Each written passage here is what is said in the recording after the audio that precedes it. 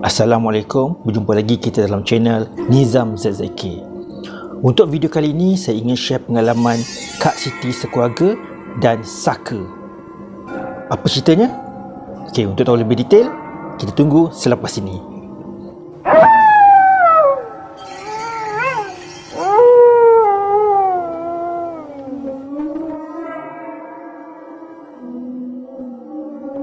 Saya telah mengenali Kak Siti lebih kurang 20 tahun lalu. Okey, fokus kat sini bukan Kak Siti sebenarnya, tetapi anak sulung Kak Siti.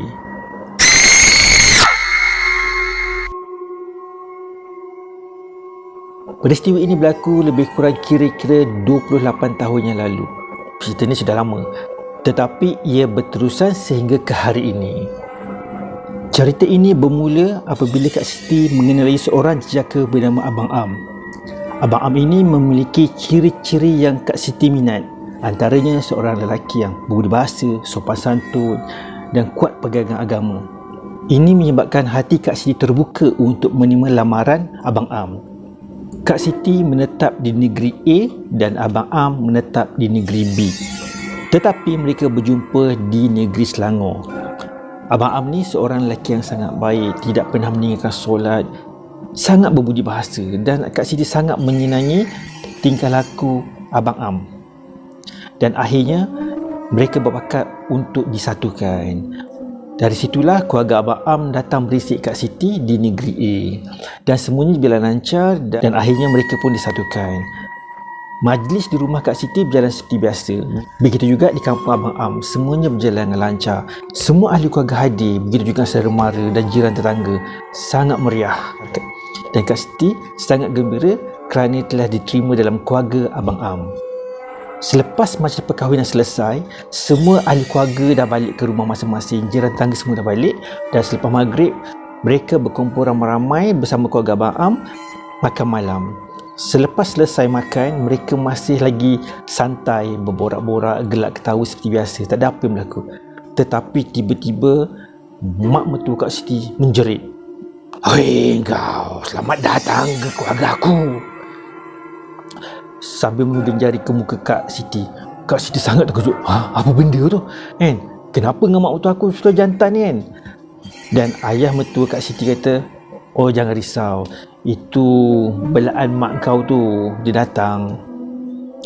Kak Siti sangat terkejut lah. Tiba-tiba kenapa jadi macam ni pula? Selalunya Kak Siti cuma dengar ataupun tengok kat TV ke, di wayang ke, orang bercerita pasal Saka ni kan, pasal belaan. Tetapi kali ini benda tu berlaku depan mata dia sendiri dan telah jadi dalam keluarga Kak Siti.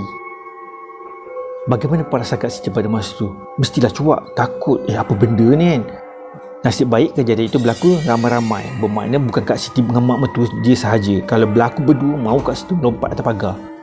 Selepas kejadian tersebut, Kak Siti rasa macam cuak, takut, masih was-was. Apa benda ni kan? Takut. Sebab benda tak pernah berlaku. Dan Kak Siti sangat tidak selesa bila berada di kampung Abang Am. Kehidupan Kak Siti dan Abang Am seperti biasa sehinggalah mereka dikurniakan 3 orang anak lelaki. Bak kata pepatah, panas tidak ke petang, rupa-rupanya hujan di tengah hari. Jodoh Kak Siti dengan Abang Am tidak panjang. Kak Siti membesarkan ketiga-tiga anak mereka. Dan sepanjang masa tersebut tiada perkara yang pelik berlaku. Sehinggalah anak sulung Kak Siti berusia 16 tahun. Pada masa itu, anak sulung Kak Siti mula nampak benda-benda gaib. Nampak seperti hantu, pontianak, pocong, hantu bungkus dan sebagainya. Ini menyebabkan anak sulung Kak Siti meraung-raung menjerit ketakutan.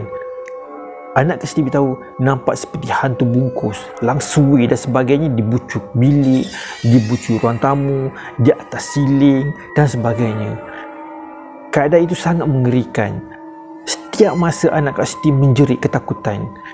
"Ibu ada di sana bu, ibu ada di sana, ibu ada kat situ." So menyebabkan keadaan tidak terkawal. Ini menyebabkan anak sulung Kak Siti terpaksa dicutikan bersekolah. Bermakna terpaksa bersekolah di rumah. Tidak boleh dihantar ke sekolah sebab benda tu sentiasa mengganggu. Hijab anak Kak Siti terbuka. Dia nampak apa saja benda berada di sekelilingnya. Yang paling menyeramkan, dia akan beritahu, "Ibu, kat situ ada barang bu."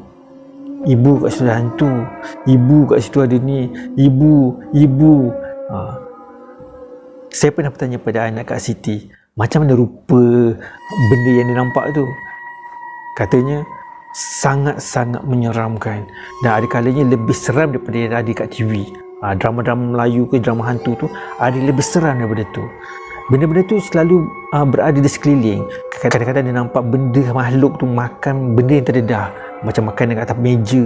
Itu sebabnya kita kena tutup makanan kita, sebab dia nampak benda berak, kencing, terabur. So benda-benda tu nampak dengan jelas. Setiap kali nampak dia akan menjerit ketakutan. Kadang-kadang benda tu suka menyurut belakang pintu. Apabila pintu nampak benda tu, mau tak menjerit, takut kan. Kita sebagai orang dewasa pun takut. Dan benda itu berlarut agak panjang. Dan makhluk gaib ni berada di mana-mana. Bukan sikit, bukan 1, bukan 10, bukan 20. Dia kata beratus-ratus. Sangat banyak. Kak Siti lah panggil pengamal perubatan Islam. Bagaimana untuk memulihkan anaknya. Selalu meracau, menjerit ketakutan. Tetapi Kak Siti tak pasti sama ada ini berkaitan dengan saka yang dibeli oleh ibu mertuanya ataupun tidak. Bekas ibu mertuanya. Sebab bekas ibu mertuanya ataupun anaknya tidak mendapat sebarang alamat untuk menerima sebarang saka. Cuma hijab anaknya terbuka. Saya pernah bertanya juga, apa bendanya tu? Syaitan ke jin? Menurutnya itu adalah jin. Dan saya tanya lagi, apa beza jin Islam dan jin kafir? Katanya jin kafir mukanya sangat hodu, sangat menakutkan. Dia gigi yang panjang, skotor, comot, berlumpur, rambut mengerbang dan sebagainya, berbagai bentuk. Tetapi apabila jin ini mengucap 2 kalimah syahadah, dia akan menyerupai manusia yang normal, sama seperti kita. Itu yang diberitahu oleh anak Kak Siti. Oh begitu rupanya. Sebab saya pun tak pasti, sebab kita pun tak pernah nampak. So dia yang boleh nampak, kita boleh percayalah apa yang dia nampak tu. Dan dia boleh berkomunikasi dengan makhluk-makhluk tersebut. Keadaan ini benar-benar mengganggu pembelajaran anak Kak Siti. Anak Kak Siti belajar dari rumah dan juga dibantu oleh guru-guru di sekolah. Dan akhirnya alhamdulillah anak Kak Siti berjaya mendapat keputusan yang agak baik dalam SPM dan berjaya melanjutkan pelajaran di IPTA. Sekarang umurnya telah berusia 25 tahun. Sekarang anak Kak Siti masih boleh nampak juga makhluk-makhluk tersebut, tetapi amat jarang. Sesekali saja benda itu akan datang. Dan selalunya anak Kak Siti buat tidak tahu saja. Berbanding zaman-zaman kanak-kanak, benda tu dia tahu kanak-kanak takut, so dia selalu mengganggu hingga mengucak-kacirkan kehidupan anak Kak Siti. Tapi sekarang anak Kak Siti boleh nampak dan buat tak tahu saja. Benda tu sentiasa ada, cuma kadang-kadang dia akan datang, tapi dia tak buat apa-apa pada anak Kak Siti. Dia hanya menonjolkan diri sahaja. Dan sehingga hari ini tiada tanda-tanda saka bekas ibu mertua Kak Siti akan diturunkan kepada anak Kak Siti. Jika perkara itu berlaku, pastinya Kak Siti akan menolak.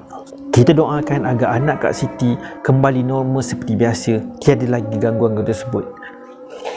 Baiklah, sampai di sini sahaja perkongsian saya pada kali ini. Seperti biasa, support channel saya. Jangan lupa komen, like, share dan subscribe.